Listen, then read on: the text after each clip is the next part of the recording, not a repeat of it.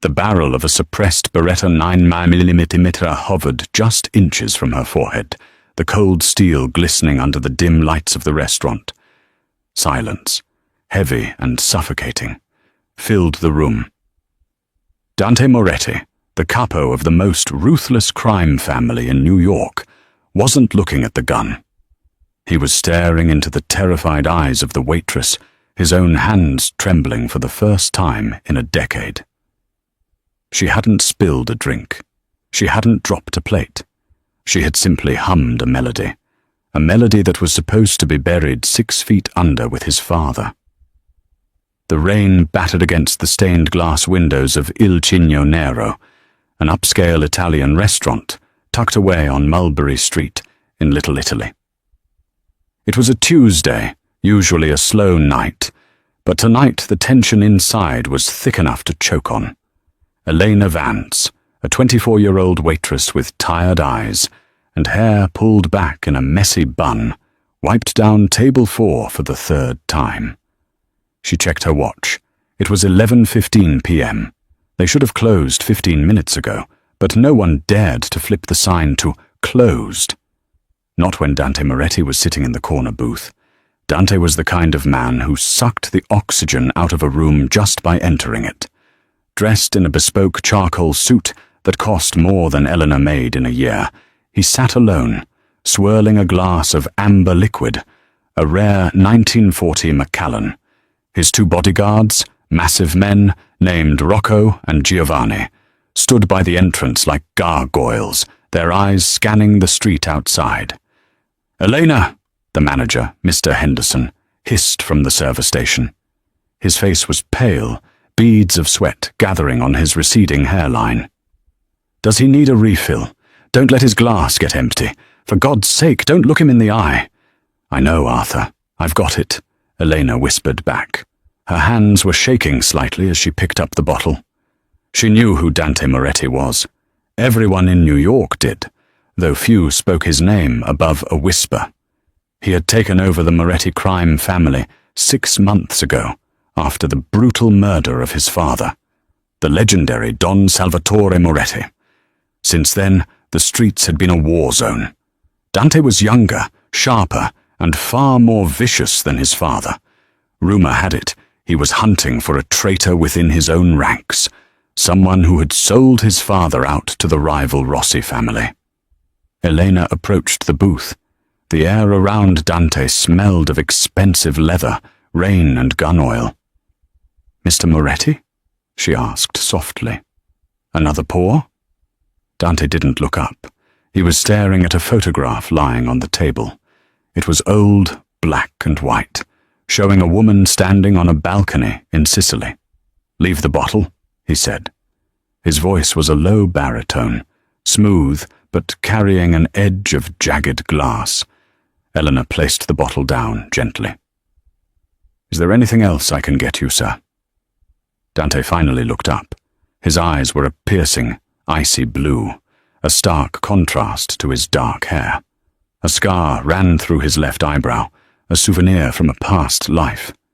He looked exhausted, a man carrying the weight of a crumbling empire. "Music," he said. Elena blinked. "Sir?" "It's too quiet." The silence. "It's loud."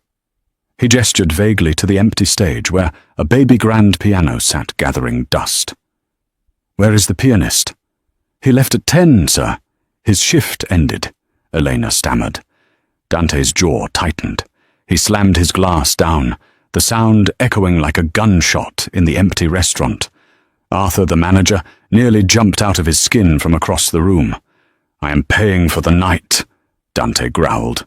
"Get him back, or get someone who can play." Arthur rushed forward, wringing his hands. "Mr. Moretti, I apologize. He lives in Queens. He's already on the train. I can put on the radio." Dante stared at Arthur with a look of utter disdain. "The radio? Do I look like I want to listen to commercials?" The atmosphere turned lethal. Rocco, the bodyguard by the door, shifted his weight, his hand drifting toward his jacket pocket. Elena saw the terror in Arthur's eyes. He was going to have a heart attack right there on the floor. "I can sing!" Elena blurted out. The words left her mouth before she could stop them. Both men turned to look at her. Arthur looked horrified. Dante looked intrigued. "You?" Dante asked, eyeing her frayed apron and the coffee stain on her sleeve. "Yes, sir," Elena said, standing taller. "I don't play piano well, but I can sing, if it will help." Dante leaned back, crossing his arms. "Go on, then. But if you waste my time, Arthur here pays the price." Elena swallowed hard. She walked to the small stage, her legs feeling like lead. She hadn't sung in front of people since her mother's funeral 3 years ago. Her mother, a woman of secrets, had taught her only old Italian folk songs, melodies that didn't exist on the radio. She gripped the microphone stand. The room was dead silent. She closed her eyes and thought of the rain outside, of the loneliness that seemed to mirror the man sitting in the booth. She didn't choose a pop song. She didn't choose jazz. Without thinking, the melody that came to her was the one her mother used to hum when the thunder was too loud. She began to sing, a cappella. "Dormi, dormi, o figlio mio, sotto l'ombra del vecchio ulivo." Sleep, sleep, oh my son, under the shadow of the old olive tree. Her voice was haunting, a smoky alto that filled the cavernous room. It wasn't just a song, it was a lament. It was a Sicilian lullaby, but with a specific, strange variation in the chorus, a change in key that made it sound like a funeral dirge. Il traditore ride, ma il sangue ricorda. La chiave è nel cuore della montagna. The traitor laughs, but the blood remembers. The key is in the heart of the mountain. As she hit the chorus, the air in the room shifted violently. Crash! The bottle of Macallan shattered against the wall. Elena's eyes snapped open. Dante Moretti was standing up, his chair knocked backward. His face had drained of all color. He looked like he had seen a ghost. Rocco and Giovanni had their guns drawn instantly, aiming them at the windows, expecting an attack. But Dante wasn't looking at the windows. He marched toward the stage, his boots thudding heavily on the hardwood floor. He moved with the predation of a tiger. Elena backed away, hitting the piano bench, but there was nowhere to go. Dante grabbed her by the shoulders. His grip was bruising. He stared into her face, searching for something. Recognition. Deceit. A mask. "Who are you?" he hissed. I'm Elena. Elena Vance," she stammered, tears pricking her eyes. "Please, I'm sorry if it was bad. The song!" Dante roared, shaking her once. "Where did you hear it?" "My mother!" Elena cried out. "My mother taught it to me." "Liar!" Dante released her and paced in a tight circle, running a hand through his hair. "That is not a folk song. That is not on any record. My father wrote that verse. He wrote it for me when I was a boy. He never sang it to anyone else. Never." The revelation hit the room like a physical blow. The bodyguards lowered their guns slightly, confused. Arthur was hiding behind the bar. Dante turned back to her, his eyes blazing. "My father, Don Salvatore, died 6 months ago, taking his secrets to the grave. That song, that specific verse about the heart of the mountain, it was a code only he and I knew." He stepped closer, his voice dropping to a lethal whisper. "So, tell me, Elena Vance, how do you know the private code of the Sicilian Mafia's Capo dei Capi? Who sent you? Was it the Rossi family? Are you a spy?" "No, I swear." Elena was trembling uncontrollably. "My mother, her name was Clara Vance. She was just a singer. She died 3 years ago. She never knew any mobsters. She just taught me the song." Dante studied her face. He saw the genuine fear. He saw the confusion. But in her eyes, the shape of them, the flecks of green in the brown, he saw something else. Something that terrified him more than any assassin. He reached into his pocket. Elena flinched, expecting a weapon. Instead, he pulled out the old black and white photograph he had been looking at earlier. He shoved it in front of her face. "Look at it," he commanded. Eleanor focused on the blurry image. It was a woman on a balcony in Sicily, laughing. She was young, beautiful, and holding a glass of wine. Eleanor gasped. She covered her mouth with her hand. "You recognize her?" Dante asked. "That's," Elena whispered. "That's my mother. But she was younger. Much younger." Dante snatched the photo back. He looked from the photo to Elena and then to his bodyguards. The pieces of a puzzle he didn't want to solve were clicking into place. "Rocco," Dante barked. "Bring the car around now." "Boss?" Rocco asked, confused. "What about the girl?" "She's coming with us," Dante said. "No!" Elena shouted. "I'm not going anywhere with you." Dante grabbed her wrist, not roughly this time, but with an iron grip that brokered no argument. "You just sang a death warrant, Elena. If the Rossi family hears that you know that song, you'll be dead before sunrise. You're coming with me." "Is that a threat?" she challenged, finding a spark of courage. "No," Dante said, pulling her toward the exit into the rainy night. "It's an invitation to stay alive." The drive was silent. The armored black SUV wove through the slick streets of Manhattan, heading toward Long Island. Elena sat in the back seat, sandwiched between the locked door and Dante Moretti. The rain hammered against the roof, mirroring the chaotic drumming of her heart. She glanced at Dante. He was typing furiously on an encrypted phone, his face illuminated by the pale blue light of the screen. He hadn't spoken a word since they left the restaurant. "Where are you taking me?" Elena asked, her voice steady despite her fear. Dante didn't look up. "A safe house. My main estate is compromised. If you are who I think you are, nowhere is safe." "And who do you think I am?" Dante finally turned to her. The streetlights flickered across his face, highlighting the sharp angles of his jaw. "My father was a man of many secrets, Elena. He had a family in Sicily before he came to New York. He had a wife. Me. But he traveled. He loved jazz. He loved freedom." He paused, studying her. "He disappeared for 2 years in the late 90s. He told everyone he was in prison to protect the family reputation. But he wasn't in prison. We found receipts later. New Orleans, Chicago, places with music." Elena felt a chill that had nothing to do with the air conditioning. "My mother was a jazz singer in New Orleans in 1998. Dante nodded slowly.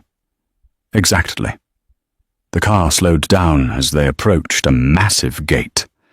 It opened automatically, revealing a long driveway leading to a modern, architectural marvel, made almost entirely of steel and reinforced glass, perched on a cliff overlooking the ocean. This wasn't a mafia fortress. It was a billionaire's bunker. "Welcome to the glass house," Dante muttered. Inside, the house was cold and minimalist. Dante dismissed the guards to the perimeter and led Elena into a vast living room. He walked straight to a wall safe, hidden behind a modern art painting, punched in a code, and pulled out a heavy leather journal. "Sit," he commanded, pointing to a white sofa. Elena sat on the edge, ready to run. "If you're going to kill me, just do it. I don't know anything about codes or mountains. If I wanted to kill you, I would have done it at the restaurant and saved myself the gas money," Dante said dryly. He tossed the journal onto the coffee table. "Open it. Page 42. Elena hesitated, then reached for the book. The leather was old and cracked. She turned the yellowed pages until she reached page 42. It was a handwritten sheet of music. The notes were scrawled in black ink. At the bottom, in Italian, was the verse she had just sung. The traitor laughs, but the blood remembers. But there was something else. Below the lyrics, there was a sketch. It was a drawing of a locket, a silver oval with a swan engraved on it. Elena gasped. Her hand instinctively went to her neck. She pulled a silver chain from beneath her uniform. Hanging from it was the exact locket from the drawing. Dante froze. He stared at the necklace. "Open it." "It doesn't open," Elena said defensively. "My mother gave it to me on her deathbed. She said it was fused shut. She said it was my inheritance." Dante pulled a small switchblade from his pocket. Elena recoiled, but he held up a hand. "I'm not going to hurt you. Give me the locket." With trembling fingers, she unclasped the chain and handed it to him. Dante examined the silver swan. He didn't try to pry it open. Instead, he took the switchblade and pressed the tip into the eye of the swan. Click. A hidden mechanism triggered. The locket didn't open like a book. The back panel slid off. Inside, there was no picture. There was a tiny, folded piece of microfilm. "My God," Dante whispered. "It was never lost. He didn't hide it in the bank. He didn't hide it in the vault." He looked at Elena with a mixture of awe and suspicion. "He hid it on you." "What is it?" Elena asked, leaning forward. "The ledger," Dante said, his voice low. "The list of every corrupt judge, every paid-off politician, and every traitor within the 5 families that my father collected over 40 years. The reason he was killed." He looked at her. "Do you realize what you are wearing around your neck? This is worth $500 million. And it's the reason the Rossi family killed my father. They thought he destroyed it." Suddenly, the lights in the house flickered. The red emergency lights bathed the room in a sinister glow. Dante's head snapped toward the window. "Get down!" Ping!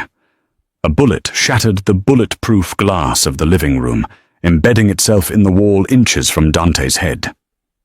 Dante tackled Elena, throwing her to the floor behind the marble kitchen island.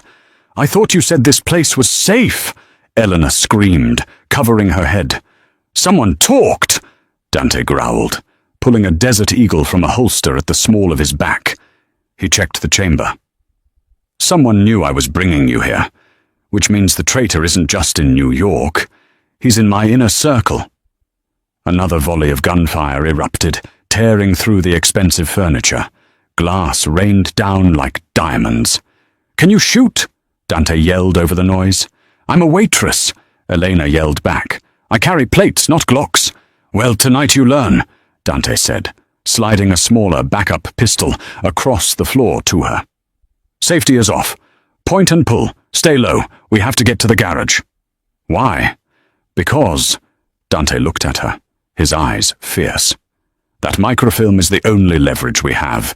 If they get it, we're dead. If they get you, you're dead." He grabbed her hand, his grip warm and solid. "Trust me, Elena. Tonight you're not a waitress. You're a Moretti. Now run." They scrambled across the floor as shadows moved outside the broken windows. The quiet lullaby from the restaurant was gone, replaced by the symphony of war. Elena Vance had just sung her way into the middle of a blood feud, and she had no idea that the man dragging her to safety was the only one who could explain why her mother had never told her the truth. She wasn't just a random girl. She was the daughter of the Don, and Dante Moretti wasn't just her kidnapper. The air inside the glass house smelled of ozone and pulverized drywall. Dante moved with a fluidity that contradicted his size, keeping his body between Elena and the shattering windows. He fired 2 controlled shots toward the tree line, suppressing the attackers just long enough to shove Elena through the heavy oak door leading to the garage. "Stay down!" he roared, his voice echoing against the concrete walls of the subterranean garage. Inside sat a beast of a machine, a matte black Maserati Gran Turismo, its engine cold but ready. Dante didn't fumble for keys. The car was biometric. He slammed his palm against the door handle, and the locks disengaged with a mechanical thud. "Get in," he ordered, practically throwing her into the passenger seat. Elena scrambled in, her breath coming in ragged gasps. She still clutched the small backup pistol he had given her, though she held it like a venomous snake. Dante vaulted into the driver's seat and punched the ignition button. The V8 engine roared to life, a guttural growl that vibrated through the floorboards. The garage door began to rise, but it was too slow. "Hold on!" Dante gritted out. He threw the car into reverse, spinning the wheel violently. The tires screeched, burning rubber on the polished concrete. He shifted into first gear and floored the accelerator.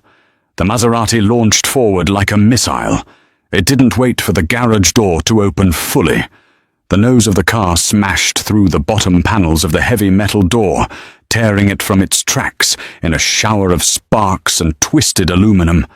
They burst out onto the wet driveway, debris raining down on the windshield. "They're blocking the gate!" Elena screamed, pointing ahead.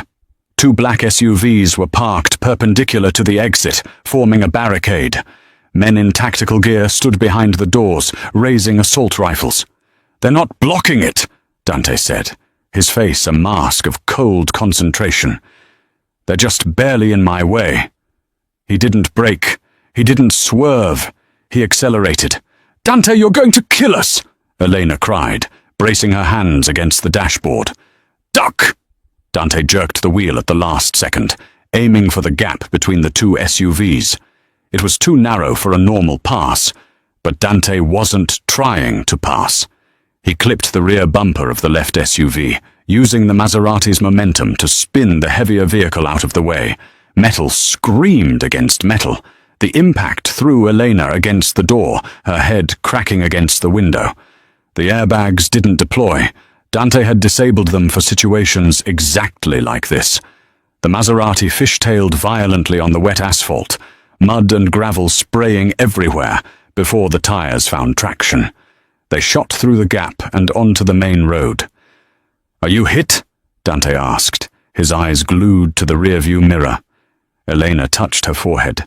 Her fingers came away bloody, but it was just a surface cut.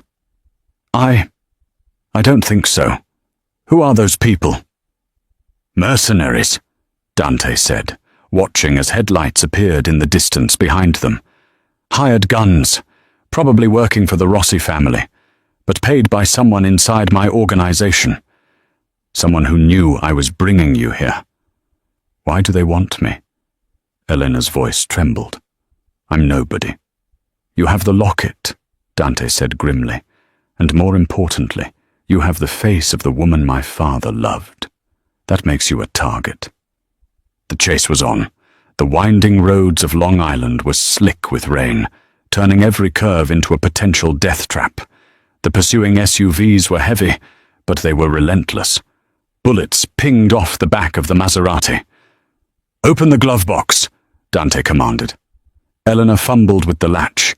Inside was not a map or registration, but a small, spherical device that looked like a grenade. "Is that a bomb?" Elena shrieked. "Flashbang," Dante corrected. "When I say now, roll down your window and drop it. Don't throw it up. Drop it down." They were approaching a sharp hairpin turn. The guardrail on the right separated the road from a sheer drop into the Atlantic Ocean. "Now!" Dante yelled. Elena hit the window button. Rain lashed in, soaking her face. She pulled the pin and dropped the sphere out the window. "Close it!" She rolled the window up just as a blinding white light erupted behind them. In the rearview mirror, Elena saw the lead SUV swerve blindly. The driver, blinded by the magnesium flash, overcorrected. The SUV smashed through the guardrail, tumbling into the black void of the ocean below. The second SUV slammed on its brakes to avoid following its partner, spinning out of control and blocking the road. Dante didn't slow down. He pushed the Maserati to 140 miles per hour, putting miles between them and the carnage. For 20 minutes, silence filled the car. heavy and suffocating. Finally, Dante pulled off the highway onto a dirt road leading into a dense forest. He killed the headlights, driving by moonlight until they reached an abandoned hunting cabin hidden deep in the woods. He turned off the engine. The silence that followed was ringing in Eleanor's ears. Dante turned to her.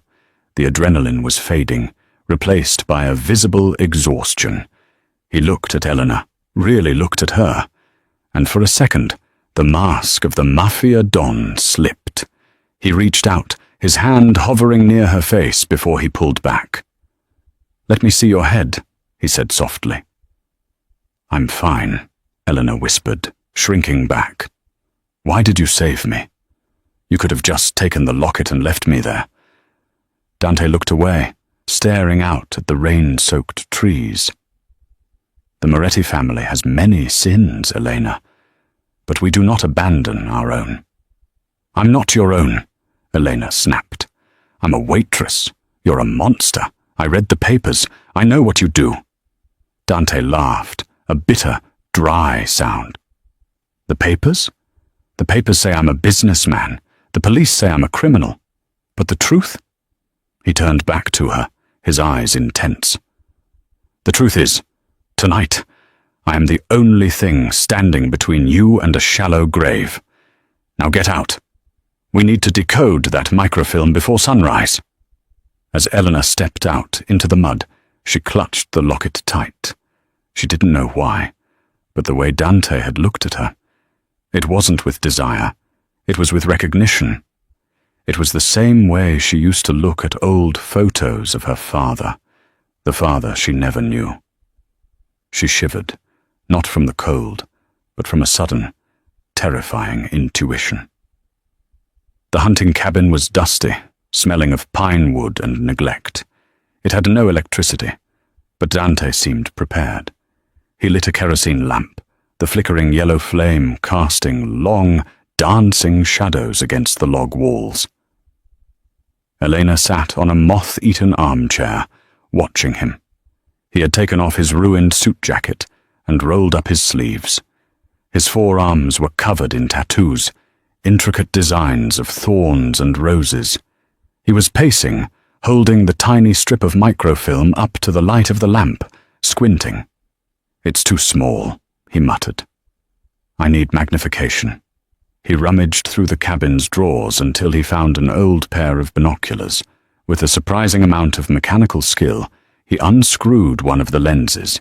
He held the lens over the microfilm and leaned in close. "Is it a list?" Elena asked, her curiosity overriding her fear. "It's numbers," Dante said, frustration leaking into his voice. "Thousands of numbers, bank accounts, dates, coordinates. But they are encrypted. Without the cipher key, this is just random noise." He looked up at her. "The song. Sing it again." Elena shook her head. "I'm not singing for you." Dante slammed his hand on the table. "This isn't a game. My father didn't just teach you a lullaby because you had a pretty voice. He hid the key in the lyrics. The key is in the heart of the mountain." "What does it mean?" Elena flinched at his outburst, but stood her ground. "Why should I help you? You kidnapped me. You dragged me into a gunfight. Because your mother is dead!" Dante shouted. The words hung in the air, cruel and sharp. "And my father is dead, and whoever killed them is coming for us next. Do you want justice, Elena? Or do you want to be a victim?" Elena's eyes filled with tears. She wiped them away angrily. "My mother died of cancer." "Did she?" Dante lowered his voice, walking around the table to stand in front of her. "Or did she die because she was poisoned? A slow-acting toxin that mimics aggressive leukemia. That's how the Rossi family operates. Clean. Deniable." Elena felt the blood drain from her face. "You're lying." "Am I? Did she get sick suddenly? Did she decline rapidly despite being healthy her whole life?" Elena couldn't breathe. He was right. Her mother had been fine, and then, within 3 months, she was gone.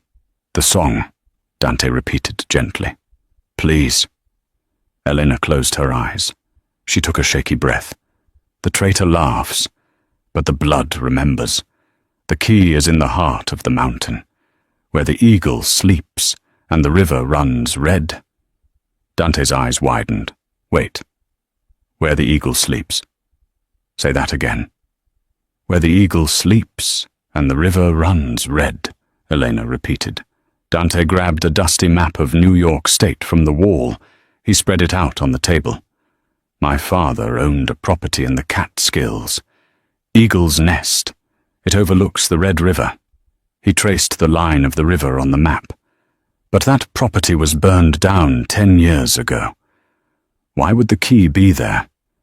Maybe it's not a place, Elena suggested softly. Maybe it's a book? Dante looked at her. A book? My mother, Elena said, her voice distant. She used to read to me. There was a book she loved, The Heart of the Mountain. It was a cheap fantasy novel, nothing special, but she kept it on her nightstand, even in the hospital. Dante froze. Where is the book now? I have it, Elena said. It's in my locker at the restaurant. Dante cursed fluently in Italian. The restaurant, the first place they will look. He ran a hand over his face, the stubble making a rasping sound. We have to go back, but not yet. We need help. I can't take on the Rossi army alone. He pulled out a burner phone from his boot. He dialed a number. Who are you calling? The only man I trust, Dante said. My consigliere, Marcus Thorne. He's been with the family since before I was born. If anyone can get us into the city unseen, it's him. The phone rang 3 times before it was picked up. Dante. The voice on the other end was gruff, filled with worry. Dio mio, where are you? The glass house is in ruins. We found bodies, but not yours. I'm alive, Marcus, Dante said. I have the girl, and I have the ledger. There was a pause on the line, a pause that lasted just a fraction of a second too long. You have the ledger? Marcus asked. His tone had shifted. It was subtle, but Dante, who had been raised in a world of lies, heard it. The relief wasn't there. There was only calculation. Yes, Dante lied, but I'm wounded. I'm at the safe house in Yonkers, the old warehouse on 4th. I need extraction, Marcus. Come alone. Yonkers, Marcus repeated. I'm on my way. Sit tight, Dante. Help is coming. The line went dead. Dante stared at the phone for a long moment. Then he crushed it in his hand and threw the pieces into the fireplace. Get up, Dante said to Elena. Is he coming? Elena asked, grabbing her coat. He's coming, Dante said, his eyes cold as ice. And he's bringing a hit squad. What? I thought you said you trusted him. I did, Dante said, checking the magazine of his gun. But he hesitated. When I told him I had the ledger, he didn't ask if I was okay. He asked about the ledger. Dante turned to Elena. We aren't going to Yonkers. We're going to the restaurant. Marcus will send his men to the warehouse, which buys us exactly 1 hour. And then what? Elena asked, panic rising again. Then, Dante said, opening the cabin door to the rainy night, we find that book, and we find out who really killed our father. Elena stopped dead in her tracks. Our father. Dante stopped. He hadn't meant to say it. The stress, the fatigue, the betrayal, it had slipped out. He turned slowly to face her. The rain fell between them like a curtain. Dante, Elena whispered, her hand going to her mouth. What did you just say? Dante looked at her, his expression unreadable. Clara Vance wasn't just a singer, Elena, and Salvatore Moretti wasn't just a fan. He took a step closer. My father fell in love with your mother in New Orleans. He wanted to leave the life. He wanted to leave my mother, but the family wouldn't let him. So he hid her.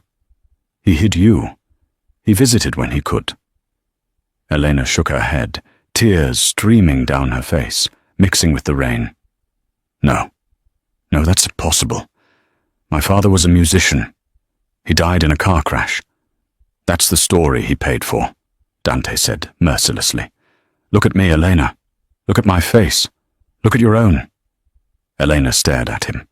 The sharp jawline, the brow, the way their eyes, despite different colors, held the same intensity. The connection she had felt earlier, the strange familiarity. It wasn't romance. It was blood. I am not your kidnapper, Dante said, his voice breaking slightly. I am your brother. Elena stumbled back, her back hitting the rough wood of the cabin. The world spun. The waitress who served coffee and pasta was gone. In her place stood the secret daughter of a don, the sister of a monster, and the holder of the most dangerous object in the criminal underworld. We don't have time to process this, Dante said, shoving his emotions back into a steel box. Marcus is coming. We have to move, now. He grabbed her arm, and this time Elena didn't pull away. She let him lead her into the dark, her mind reeling, the song playing on a loop in her head. The traitor laughs, but the blood remembers. The blood remembered, and tonight, the blood would spill. It was 3:00 a.m. when the battered Maserati rolled into the alleyway behind Il Cigno Nero. The rain had slowed to a drizzle, leaving the cobblestones slick and black. The restaurant was dark, the closed sign finally hanging in the window, but the street lamps cast long, ominous shadows. Dante killed the engine a block away to avoid noise. He checked his watch, then his gun. We have 10 minutes before the police patrol passes, and maybe less before Marcus realizes we aren't in Yonkers. Eleanor stared at the back door, the heavy steel door she had propped open 1,000 times to take out the trash. It looked different now. It looked like the mouth of a cave. The alarm code, Dante whispered. Do you know it? Arthur changes it every month, Elena said, her voice barely audible. But he writes it on the inside of the dumpster lid because he forgets. Dante looked at her, a rare smirk tugging at the corner of his mouth. Professionalism at its finest. Stay behind me. They moved through the shadows. Dante checked the dumpster, found the scribbled numbers, 1985, and punched them into the keypad. The light turned green. They slipped inside. The kitchen smelled of stale garlic and bleach. It was eerily quiet. The stainless steel counters where Eleanor had plated hundreds of risottos gleamed in the moonlight filtering through the high windows. Locker room, Dante commanded softly. Elena led the way. Her heart was pounding against her ribs. Every creak of the floorboard sounded like a gunshot. They reached the staff room in the back. It was a cramped space, filled with coats and personal items. Elena went to locker number 4. Her hands were shaking so badly she couldn't spin the combination dial. Breathe, Dante whispered, his hand resting on her shoulder. You're a Moretti. Fear is a reaction. Courage is a decision. Elena took a deep breath. Right 22, left 10, right 4. Click. The locker swung open. There, sitting on top of her spare apron and a pair of comfortable sneakers, was a dog-eared paperback, the heart of the mountain. Got it, she gasped, grabbing the book. Good, Dante said. Now the office. We need light and a computer to cross-reference the numbers. They moved to Arthur's office. Dante booted up the computer, bypassing the password in seconds. He pulled the microfilm locket from his pocket and laid it next to the book. The song, Dante said, flipping through the book. The lyrics you sang. The traitor laughs, but the blood remembers. That's the key. He scanned the table of contents. Chapter 4. The traitors laugh.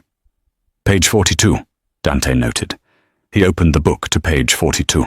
He held the microfilm up to the desk lamp, using the dismantled binocular lens again. The first sequence on the film starts with 421. Page 42, line 1, Elena realized. She looked at the text. The first word on line 1 was Marcus. The color drained from Dante's face. Keep going. 427, Elena read. Page 42, line 7, Dante confirmed.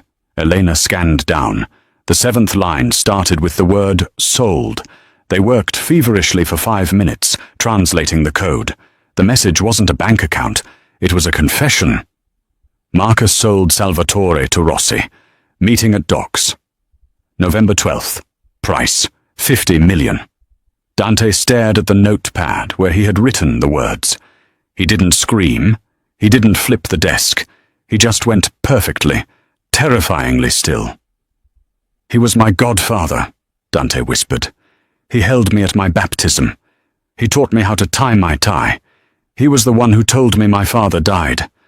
Dante, Elena said softly, reaching out to touch his arm. I'm so sorry. He didn't just sell him, Dante said, his voice hollow. He set him up. My father went to that meeting, thinking he was brokering peace. Marcus led him to the slaughter. Suddenly, the silence of the restaurant was broken by the sound of glass shattering in the front dining room. They're here, Dante hissed, snapping back to reality. He grabbed the book and the locket. Back door, now! They sprinted through the kitchen, but as they reached the rear exit, headlights flooded the alleyway. A black van screeched to a halt, blocking the door. Men with suppressed submachine guns poured out. Blocked, Dante yelled, grabbing Eleanor and pulling her back into the kitchen. The basement. Is there a way out from the wine cellar? There's a coal chute, Elena cried. It opens to the side street. They scrambled down the narrow wooden stairs into the darkness of the cellar. Above them, heavy boots stomped across the kitchen floor. Voices shouted orders. Clear the room. Find the girl. Kill the man. Dante kicked open the door to the coal chute. It was a narrow, dusty tunnel leading up to a small grate at street level. You go first, Dante said, lifting Elena up. What about you? I'm right behind you. Go. Elena shimmied up the chute, her uniform tearing on the rough brick. She pushed against the grate. It was heavy, rusted shut. It's stuck, she panicked. Push, Elena, push with your legs, Dante urged from below. She gritted her teeth, braced her back against the brick, and shoved with everything she had. With a screech of metal, the grate gave way. She scrambled out onto the sidewalk, gasping for air. She reached down to help Dante. He grabbed her hand, vaulting out of the hole just as the cellar door below was kicked open. A spray of bullets pinged against the brick walls of the chute, missing Dante's boots by inches. They ran. They didn't look back. They sprinted down the rain-slicked sidewalk of Little Italy, weaving through parked cars, until they reached the Maserati parked a block away. Dante threw the car into gear and peeled away just as the van rounded the corner. That was too close, Elena panted, clutching the book to her chest. Where do we go now? We can't go to the police. Marcus owns them. Dante looked in the rearview mirror. His face was no longer the face of a hunted man. It was the face of a judge, jury, and executioner. We aren't running anymore, Dante said. We have the proof. We have the leverage. It's time to end this. How? Don Rossi thinks I'm dead. Marcus thinks I'm trapped in Yonkers. We have the element of surprise, Dante said. He pulled out a second burner phone from the glove box. I'm going to call a meeting. With who? With everyone, Dante said coldly. The 5 families, the heads of the commission. I'm going to invite them to a funeral. Whose funeral? Elena asked, dread pooling in her stomach. Dante turned to her, his eyes burning with a dark fire. Mine. The sun rose over New York City, casting a blood-red hue over the skyline. But in the underworld, the day was just beginning. News had spread through the grapevine like wildfire. Dante Moretti was alive, and he had called for a sit down. A formal meeting of the commission heads. The location he chose was symbolic, brazen, and suicidal. The Moretti Mausoleum at Greenwood Cemetery. It was neutral ground, holy ground, no weapons allowed. By 10 a.m., a fleet of black limousines lined the cemetery paths. The rain had stopped, replaced by a thick grey fog that clung to the gravestones. 5 men stood in a circle in front of the massive marble mausoleum where Salvatore Moretti was buried. Among them was Don Rossi, a short, fat man with a cruel smile, and standing right beside him was Marcus Thorne. Marcus looked calm, but his eyes darted around nervously. He was wearing a black suit, looking every bit the grieving consigliere. "He's late," Don Rossi grunted, checking his gold watch. Maybe the boy came to his senses and ran. "He'll come," Marcus said smoothly. "Dante is arrogant. He thinks he can talk his way out of anything." "Or maybe," a voice boomed from the fog, "he just wanted to make an entrance." The men turned. Dante Moretti walked out of the mist. He wasn't wearing a suit. He was wearing a black tactical shirt and cargo pants, looking ready for war. But his hands were empty. He held them up, showing his palms. "I am unarmed," Dante announced, stopping 10 feet from the group, "as per the rules of the sit-down." "You have a lot of nerve coming here, boy," Don Rossi sneered. "After you kidnapped an innocent waitress and caused a scene in my city." "The waitress is safe," Dante said, "and she's not just a waitress. But we'll get to that." Dante looked at Marcus. "Hello, Marcus." Marcus stepped forward, feigning relief. "Dante, thank God. When I heard about the shooting, I thought we lost you. Come, step away from Rossi. We need to leave." Dante didn't move. He just smiled, a sad, broken smile. "You're a good actor, Marcus. You always were. You acted like a friend for 30 years. Marcus's smile faltered. "I don't know what you mean." "I know about the deal," Dante said, his voice rising so the other dons could hear. "I know about the docks. November 12th. $50 million. A ripple of murmurs went through the other 3 dons. Betraying your own capo was the ultimate sin, punishable by death. "He's delusional," Marcus said quickly, turning to the others. "The stress, the grief. He's lost his mind." "Do you have proof?" Don Rossi challenged, crossing his arms. "Words are wind, Moretti. Show me proof, or I will kill you right here for insulting my honor." "I have the ledger," Dante said. Rossi froze. Marcus went pale. "The ledger is a myth," Marcus stammered. "Is it?" Dante reached into his pocket. Every bodyguard tensed. Slowly he pulled out the silver locket. He held it up. "My father wore this around his neck?" "No. He gave it to the woman he loved. And she gave it to her daughter." Dante turned and whistled sharp and loud. From behind the mausoleum, a figure emerged. It was Eleanor. She wasn't wearing her waitress uniform anymore. She was wearing a sleek black trench coat Dante had found for her. Her hair was down, flowing in the wind. She looked regal. She looked dangerous. She walked up to Dante and stood beside him. She held the heart of the mountain in her hands. "Gentlemen," Dante said, "meet Elena Moretti, my sister." The shock on the faces of the dons was absolute. "She has the cipher," Dante continued, "and we have already sent copies of the decoded pages to every news outlet, the FBI and the IRS. They are scheduled to release in exactly," he checked his watch, "2 minutes, unless I stop them." "You rat!" Rossi roared, pulling a gun from his coat, violating the truce. "Aha!" Dante wagged a finger. "Shoot me, and the email goes out. The entire commission goes down. Your bank accounts, your safe houses, your mistresses. Everything exposed." Rossi lowered the gun, his hand shaking with rage. "What do you want?" "I want the truth," Dante said. "I want Marcus to admit it. Here." in front of God and my father's grave. Dante turned to Marcus. Tell them, Marcus.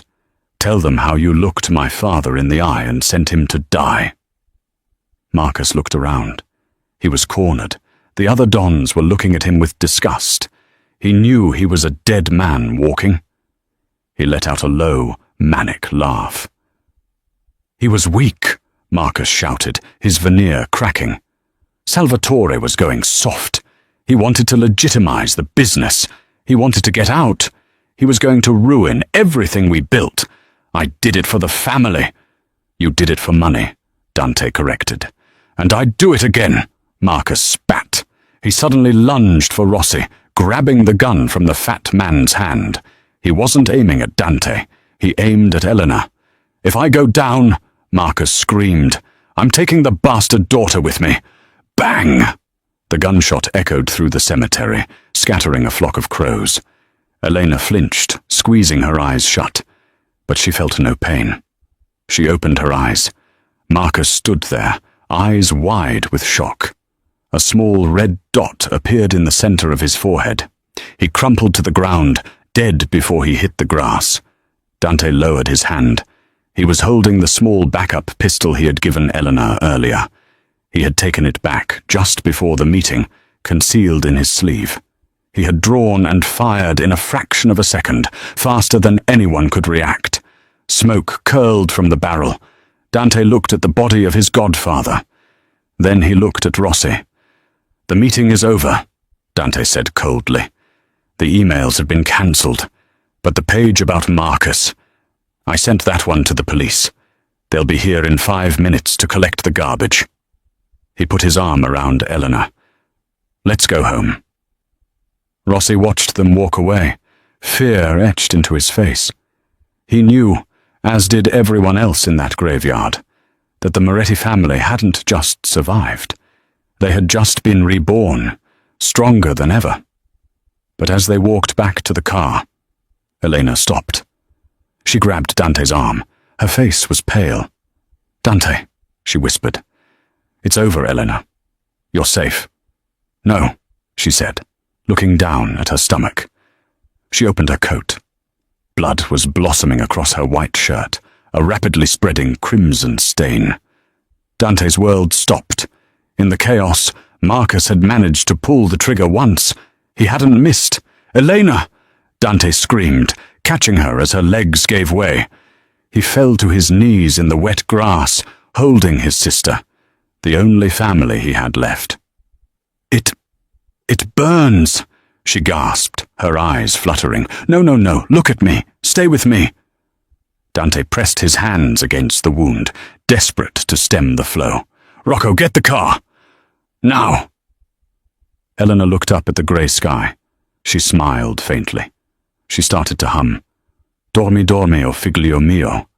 Don't sing, Dante begged, tears streaming down his face, mixing with her blood on his hands. Save your strength. Please, Elena. Not you too. I can't lose you too. The song, she whispered, her voice fading. It ends. Happily. Right? Her eyes drifted shut. Her hand, clutching the book, went limp. Dante Moretti, the man who made New York tremble, threw his head back and let out a scream of pure, unadulterated agony that shook the gates of the cemetery. The emergency room doors of Mount Sinai Hospital burst open, nearly torn from their hinges. Dante Moretti, covered in his sister's blood, sprinted alongside the gurney, his hand gripping Elena's cold fingers. Clear the hallway, Dante screamed, his voice raw. If she dies, this whole city burns. Do you hear me? Save her. Doctors and nurses swarmed the stretcher. Gunshot wound to the abdomen. BP is dropping. She's crashing. Sir, you have to stay back, a nurse shouted, pushing Dante's chest. She's my sister, Dante roared, fighting against the hands restraining him. Dante! Rocco, his bodyguard, grabbed him from behind, pinning his arms. Let them work, boss. You're no good to her in there. Dante watched helplessly as the double doors swung shut, swallowing the only person who mattered. He slumped against the white wall, sliding down until he hit the floor. The great Dante Moretti, the demon of New York, buried his face in his blood-stained hands and did something he hadn't done since he was a child. He prayed. 3 days passed. 72 hours of silence. Dante didn't leave the hospital. He didn't eat. He didn't sleep. He sat in the chair beside her bed, watching the jagged green line of the heart monitor.